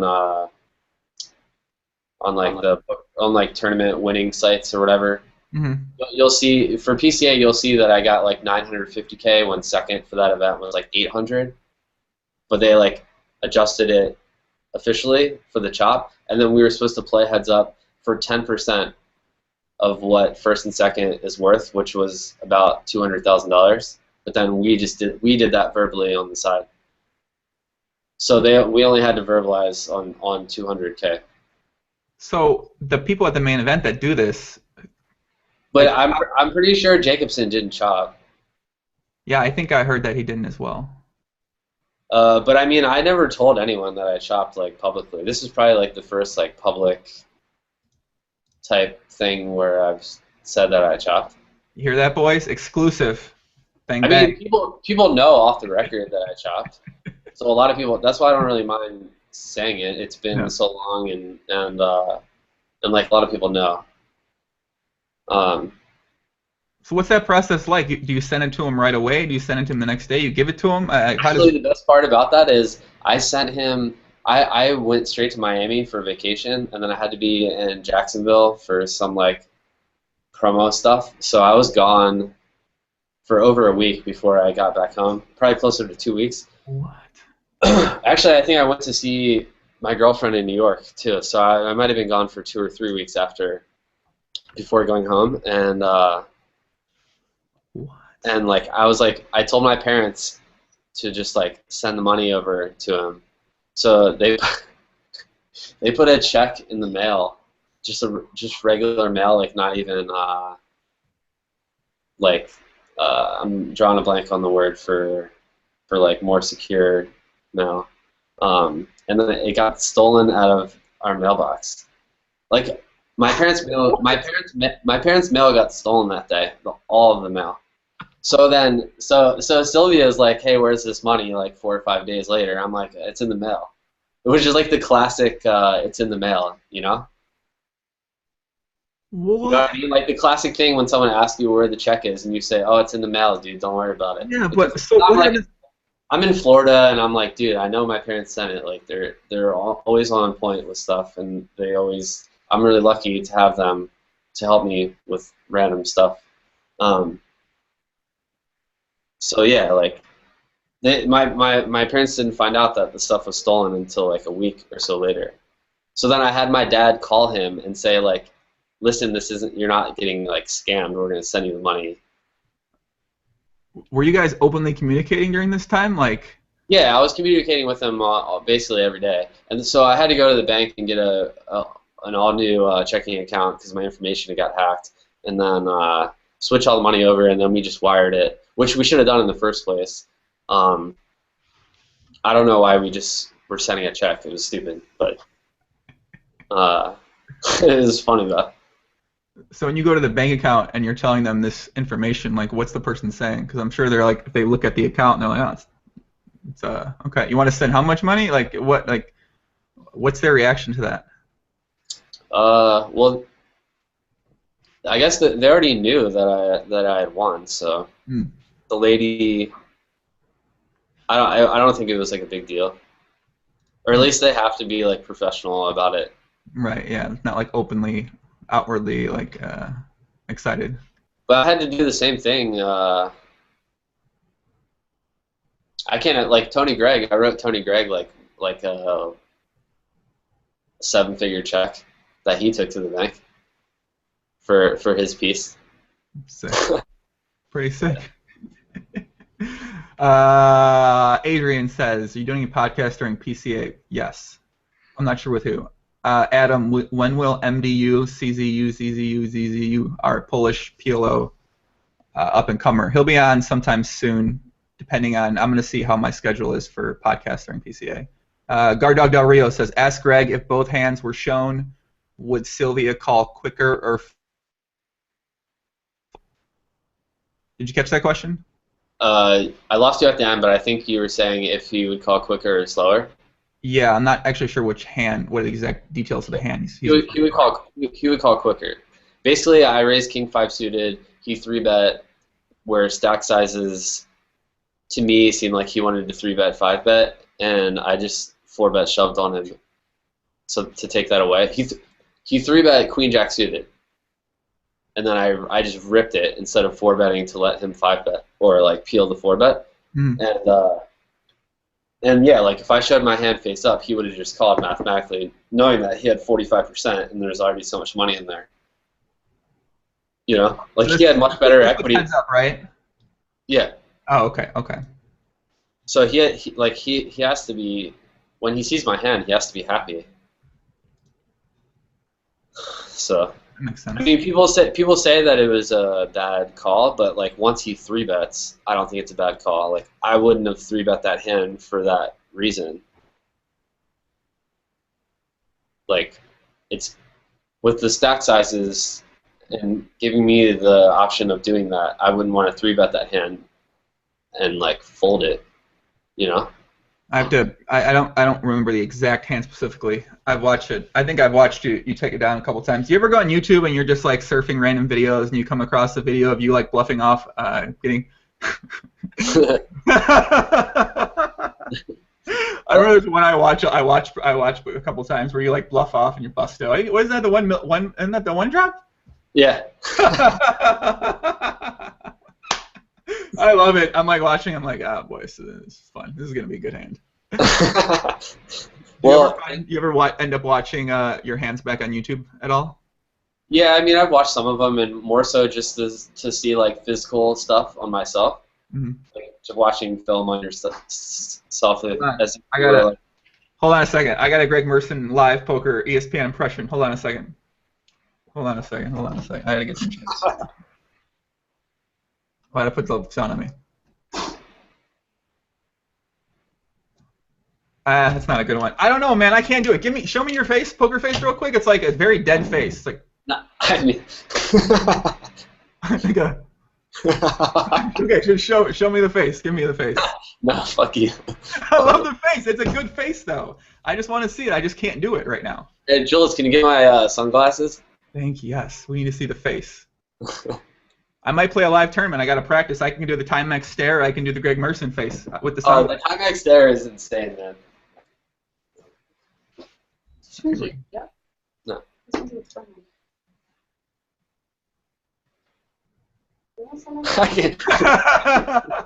I can't take it seriously. Give your girl. I might have to play some sessions in these. This is nice on the glare. Do you not? You don't use Flux on there? Those glasses. The Flux, no, the program that alters your computer screen brightness. No, I didn't know that was a thing. Oh yeah, it does. It does what those glasses do. Depending on the time of day, it adjusts your screen brightness to make it easier on your eyes. I didn't know that. Yeah.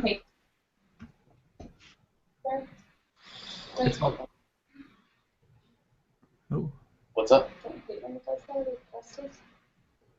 On my laptop, I did.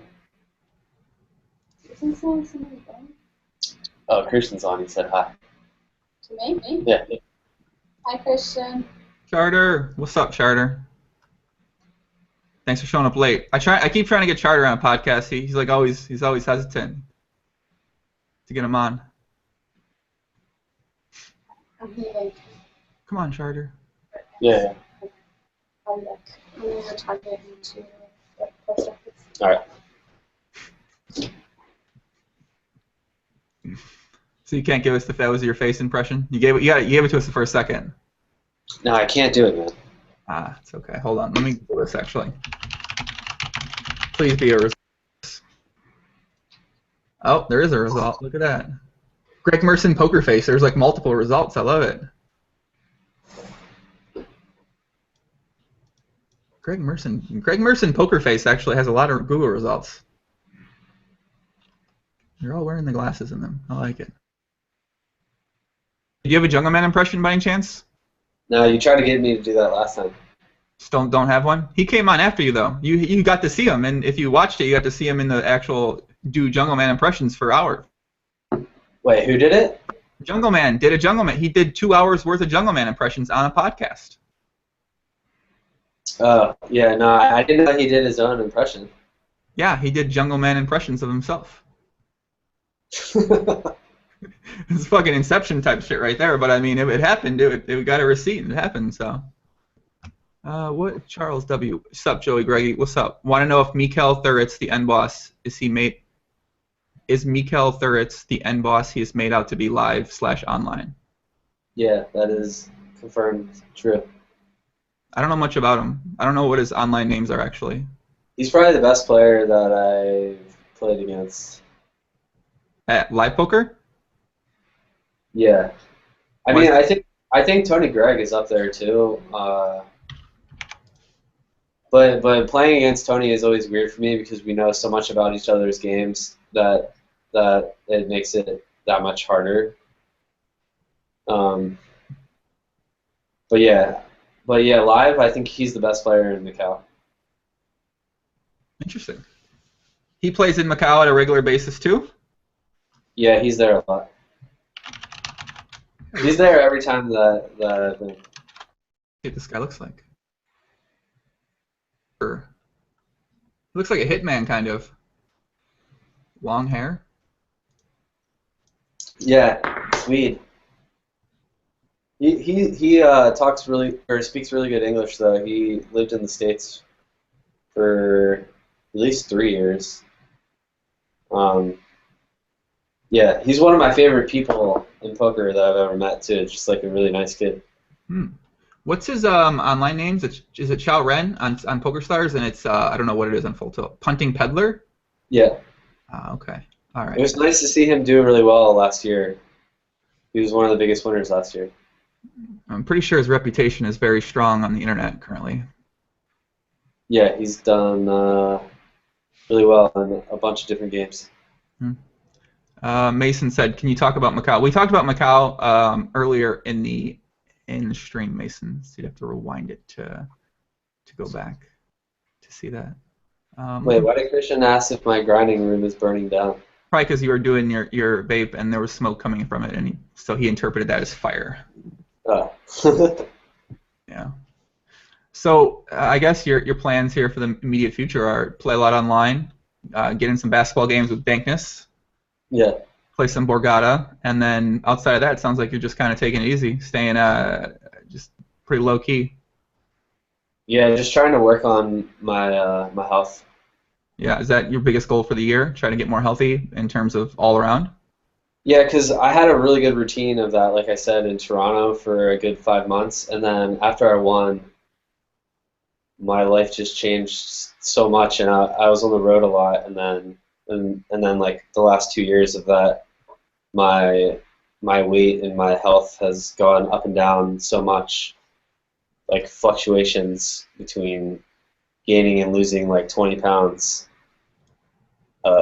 And now I really just don't have any excuse to not like be on top of this since I have like a stable place to live and play online and no real reason to be traveling as much as I was. Yeah. Traveling, like the guys that have routines when they travel, I have a lot of respect for them because it's really hard.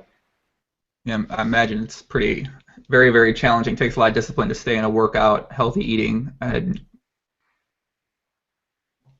I froze out there, but no, I said I imagine that it's hard to stay on a normal sleep schedule and eating and working out when you're traveling so much for poker and staying in hotel rooms. Yeah, and just the live poker in general, for me, like consumes me and makes me uh, more unhealthy. Like the hours and then like the food options at the table while you're playing are normally not very good. Hmm. Um,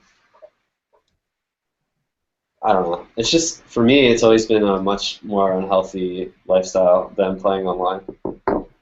Brittany says, just got off the plane in Cali. Wish I could have watched from the start. You can actually go rewind and go back, and it'll be on YouTube afterwards. Greg is such a great inspiration and role model. Boom, there you go. You got women.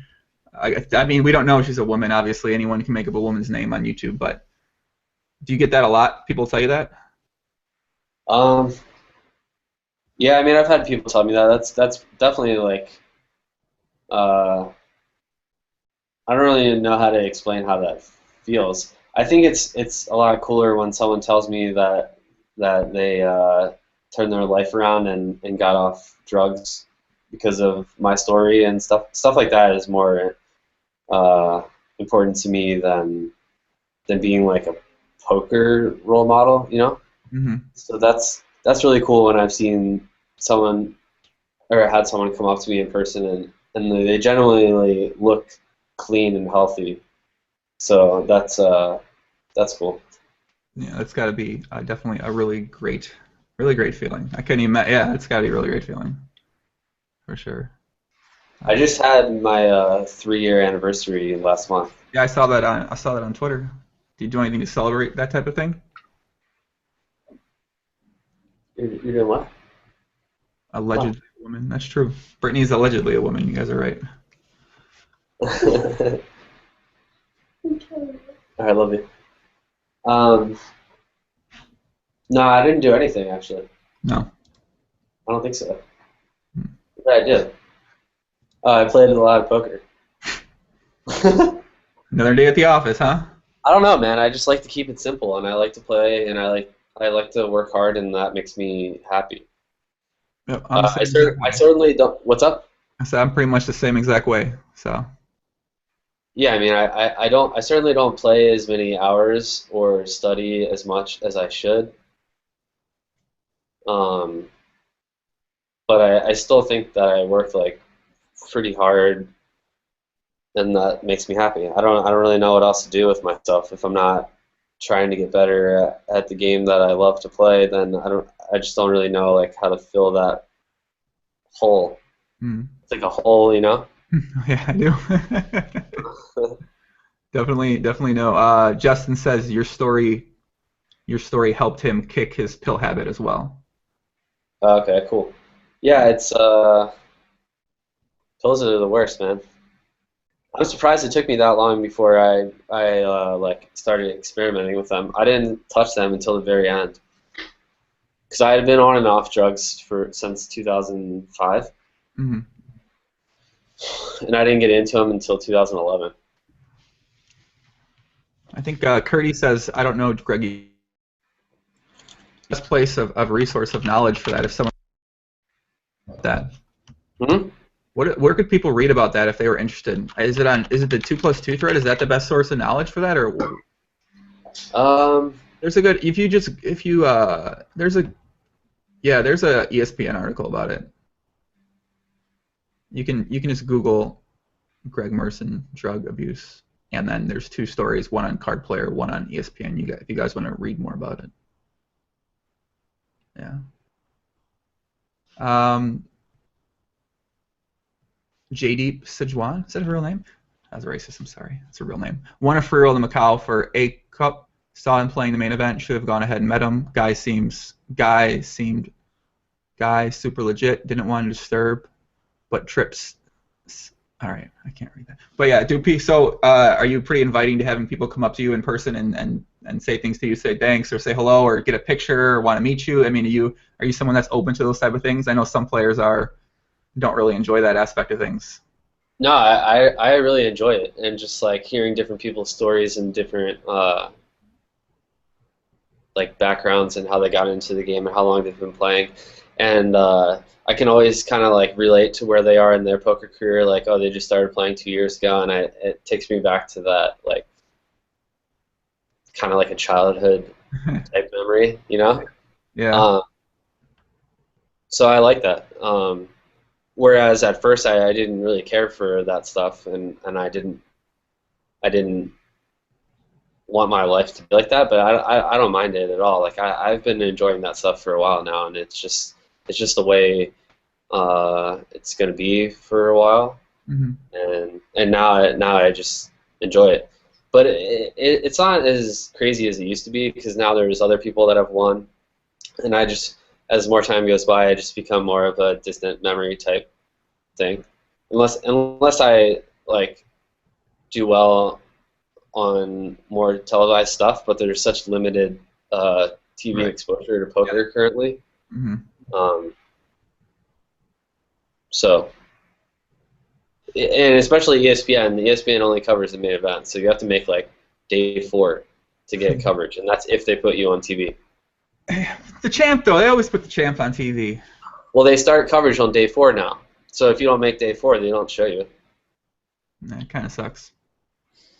Um, and I got really lucky in 2013 when I went deep because a lot of the A-list poker guys were all getting knocked out fairly early on like day 3. So once they lost all those guys, they were just putting me on the feature table, which was crazy. With like 1,500 people left, I was like the feature table. It's pretty sweet. So I got lucky. Well, obviously I got lucky winning the main event, but from like an exposure standpoint. I wonder how many actual A list. I wonder who the A-list poker celebrities would be considered these days. Like how many are there? How many would be considered that A-list? I always say the big 4 like next level guys of Helmuth, Negreanu, Esfandiari, and Ivy, and then I guess you can throw in Doyle too because he has such a big following and so many people know him, but he's just hasn't been active in the media scene for so long, even though people know him. Mm-hmm. So I would put him in that 5, but really the big 4 are the most active, constantly on TV Do you think type. anybody's rose up to that level in recent years? Like somebody that, I guess, besides Durr, even if he'd be considered A level, which I guess he is, but I don't necessarily feel like anyone else has really broken through, which is actually a bad thing, I feel like, too. I just wouldn't put Durr in the A-list level just because he's not actively Anymore, yeah. playing on the TV show type stuff where, yeah, he was in the past, but that was due to his Full Tilt deal and being on like Full Tilt sponsored cash game shows, you know? Yeah. So, yeah, like the guys that are out actively promoting the game, doing like charity work, doing like seminar type stuff, whatever, like broadcasting, like Esfandiari doing the broadcast for the final table, and this year they had Helmuth and Negreanu there as well, like doing other work to like stay relevant. I wonder if the poker industry is kind of almost making a little mistake by only really featuring those people, because it's something like I feel like you need more people that are kind of at that level to make things more interesting for people watching, and if you just keep focusing on the same 3 to 4 guys. Yeah, I was disappointed that they got rid of Olivier because I thought he's a good new up and coming star in that type of scene. Even though he's a really good player, Olivier did my final table. He did the whole commentary instead of Esfandiari. I don't know if you knew that, and I thought he did a really good job. No, I think so too. I think he did. I think he does a really good job anytime he's doing commentary. Yeah, and there's other people that they could get in there that do a really, really good job commentating. Like Dan O'Brien used to do a bunch of stuff for the WPT, and I think he hits both audiences really well from being like kind of funny and not too serious, and then dabbling into the serious stuff because you have to be able to do everything for the audience, mostly non-serious stuff. Jacko says Ike Hollywood Haxton did the Joe Rogan podcast. I don't know if would you consider Hollywood Haxton? He's not. I don't know if he's quite A-list. His nickname's Hollywood, but I'm not sure if he's quite. He's pretty big. I mean, he does a really good job in the booth as well. He's probably my favorite one to listen to when he's commentating. I enjoy. Some people don't like his voice. I personally enjoy his voice. I wish he did training videos. I'd be going to sleep to Hollywood's voice every night. Instead, I have to go to sleep to Phil Galfon's voice, which I'm not against as well. But wait, you go to sleep to Galfon's voice? I watch training videos when I go to sleep. I learn while I sleep. Oh, that's some next level shit. Yeah, I mean that's like training. I think that's kind of standard. It's kind of weird you actually don't do that. Well, I was watching a lot of his stuff and a lot of stuff on Runner once, but because I'm not actively pursuing getting better at PLO, I don't find as much stuff to watch on there because I pretty much only watch Sauce's stuff. Oh, yeah. I don't really know anyone else that I should watch for No Limit because everyone else that makes No Limit videos is making like GTO Zoom videos, and it just doesn't really have anything to offer me. Tyler Forster. I like that guy. Gogol's Nose. Oh, I like him too, yeah. I like his videos. Brittany said, I'm definitely a girl. I met Joe in Borgata a few months ago, and I work for the WPT. I can confirm she's a girl. Brittany's cool. She's very nice. She's debatably very pretty, and that's all I can say. Billy says, sup boys, Greg is one of the fun ones to play against online, does some different stuff that makes it more interesting instead of tedious with such a small player pool. There you go. He says you mix it up. Nora says, isn't feature table minus EV because play is slower? Yeah, it is. And it's a really weird dynamic because people don't want to look embarrassed on TV, so they're much more unlikely to fold, has been my experience. Especially if you have any history of bluffing someone on TV, they're not going to fucking fold to you. So that was like mostly what was going on. And also there's the Hollywooding where people think that they're on TV every hand when they don't understand that there's only like 8 hands shown per episode and only interesting ones. So when someone raises preflop and it's on you and they're filming you, you don't have to take 30 seconds to fold because you're not going to be on TV. Yeah. Like for that, you know what I mean? So. Yeah, I know what you mean. Yeah. Yeah. Um, I'm trying to think of a table. I'm trying to imagine a feature table with you, my friend Lex Feldhaus, and Vanessa Selbst. You guys are all been known to very much enjoy bluffing. Yeah, I wouldn't put myself in their category though. I don't know about that. I have a video, I have a receipt of you busting out the one drop on a bluff. So I can only go by receipts I have. Obviously, we have receipts of Lex Feldhaus. Hey, that was a good GTO bluff. I had the fucking card removal blockers. And $1 million tournament, kid. What do you think? And he had 20% of me. Oh, you used the piece equity against him. And he had 9 million chips. So like, and I had the huge timing tell read. It was like the perfect storm for me to bet half pot all in bluff. And then after watching the coverage and seeing him never fold once, I was like, man, that was the fucking worst ever. Man, yeah. Oh well. At least it'll always live on YouTube, my friend. Let me just see what hands are up there on you. I might go on a Greg Merson hand vid one time. Any fun hands here? Fantastic bluff. Oh, when you search Greg Merson, our podcast comes up third. I've been trying to study how I can have all of my podcasts when you put a person's name on YouTube, have it come up first. Yeah, Evan. Do you know Evan Grips? I've heard of him before, but I don't know who he is. He's really good at that stuff. I've been on his shows a couple times. I used to live with him in Toronto. Oh, cool. Yeah, I think I've seen it briefly. I don't know much about what he does or anything like that, though. He's like second behind Jay Carve. Yeah, for like free training stuff. Right. And just like he does a lot of Twitch. He Twitch streams his Sunday sessions. Oh, okay. Oh, those guys are kind of like the same. They do like strategy, and they have like they're trying to teach a lot of people how to get better at poker, kind of, right?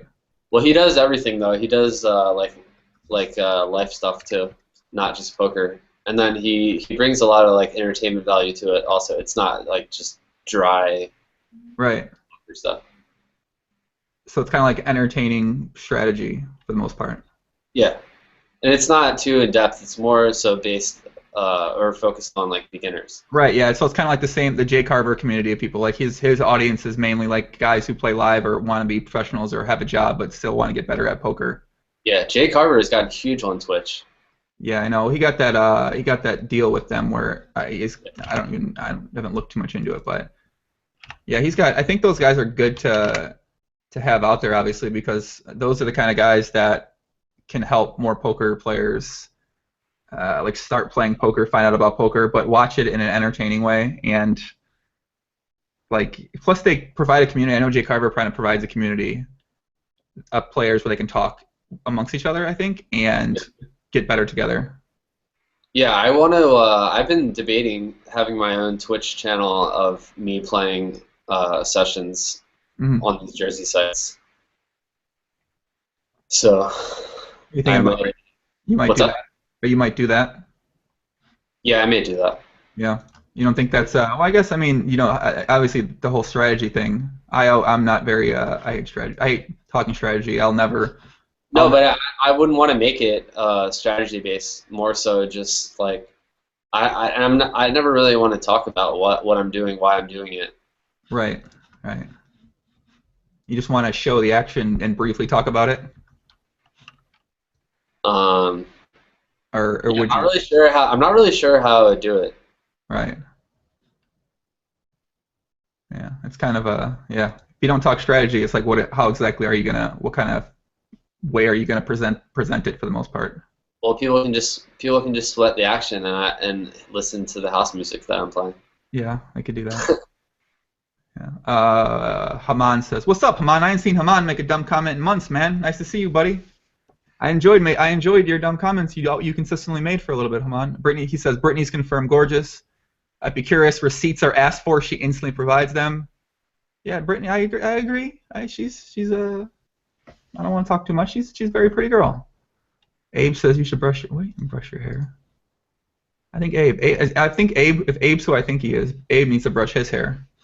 But I'm growing my hair out.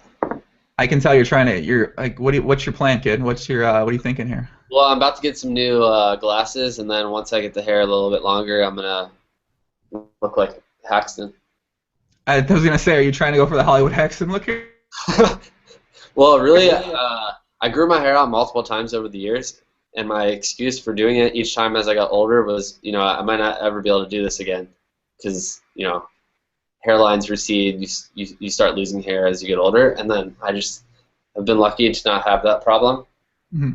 So why not? If I'm not going to be traveling or like be on TV or anything, like fuck it, Yeah, that makes sense. Yeah, Brittany's married, guys, so don't talk to her. She's married. She's got children. Leave her the fuck alone, you creepy motherfuckers.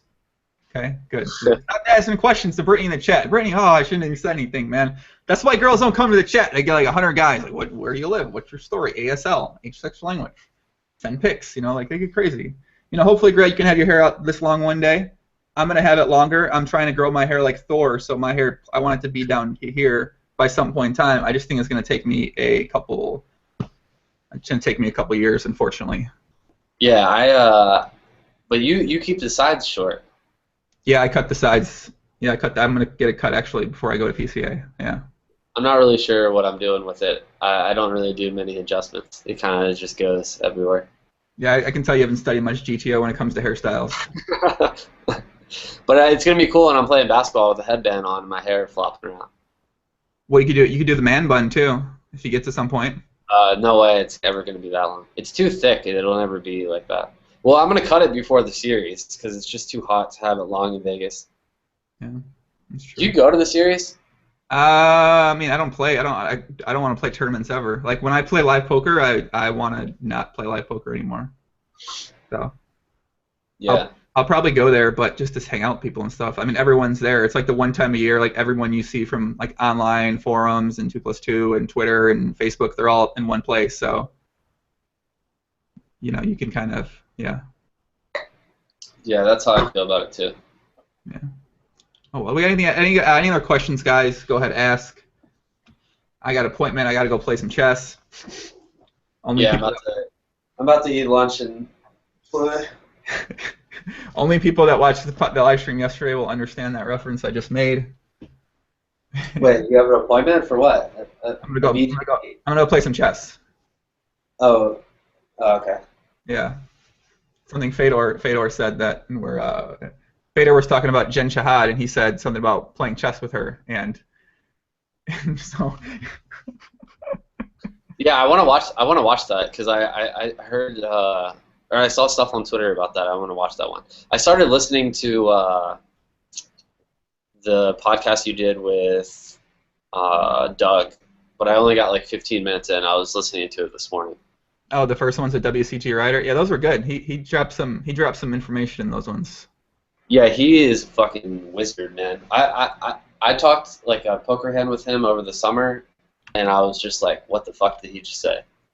And I think about poker all day, every day, and then he just like broke down a hand where he stacked me at 100, 200 on stars, and I was just like, I don't know. I never heard it like broken down like that. Interesting. Wow. Yeah, I'm not sure he wants to do. He hasn't been.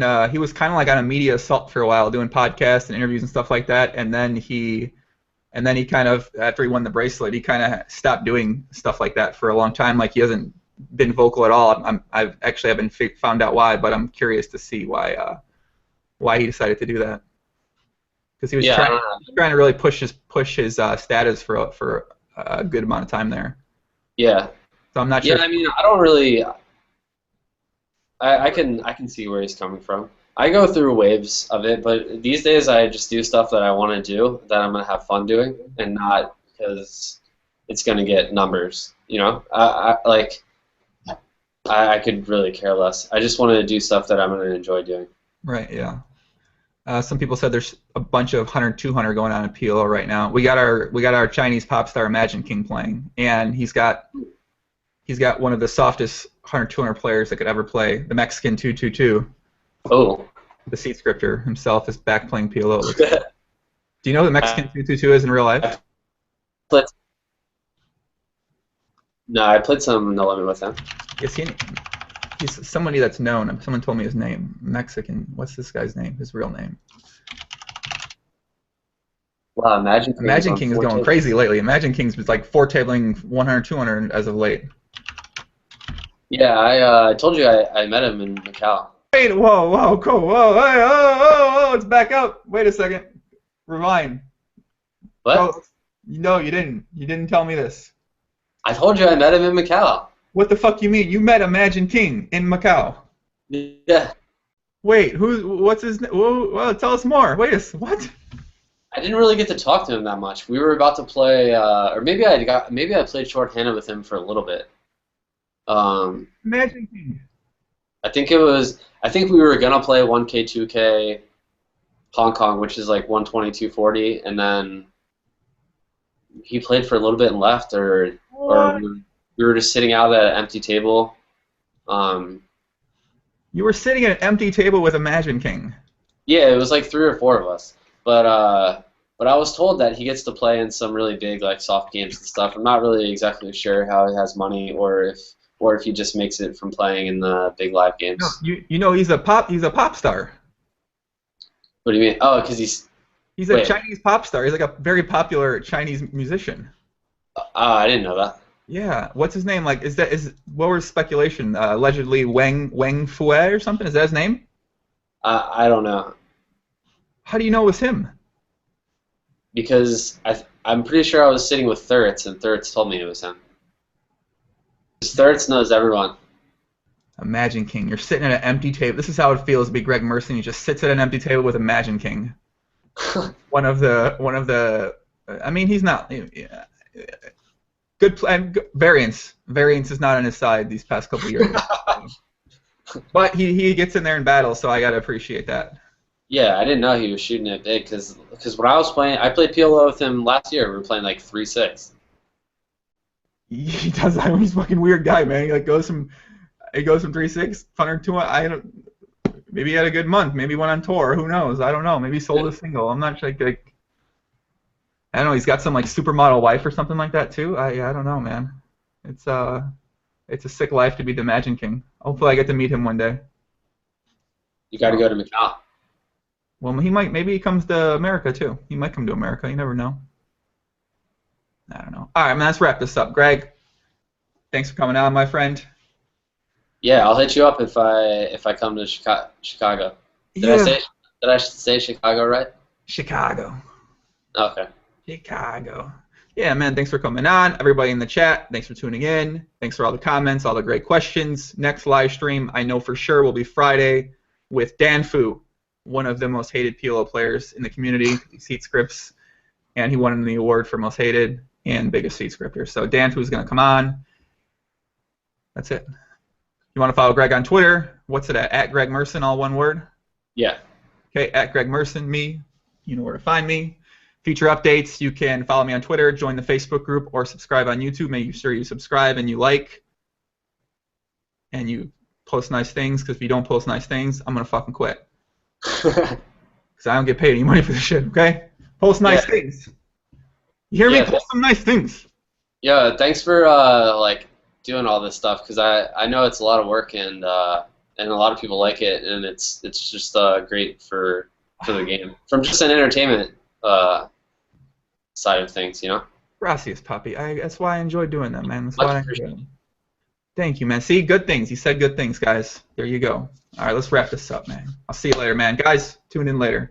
All right, good luck this year.